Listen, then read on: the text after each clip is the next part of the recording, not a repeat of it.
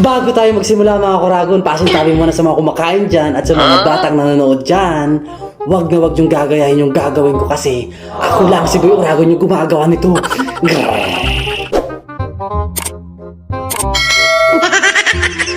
What's up mga ka-Uragon? Nagbabalik na naman nag-iisang Boy Uragon representing Bicol Region ang nag-iisang tatalo kay Boy Tapang.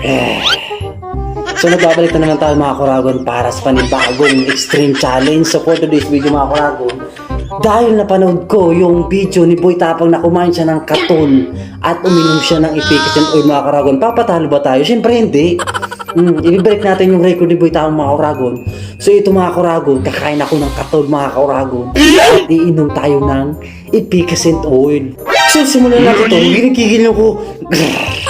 Eto mga Kuragon, syempre mga Kuragon, unahin muna natin yung katol mga Kuragon. Ito yung violet na katol.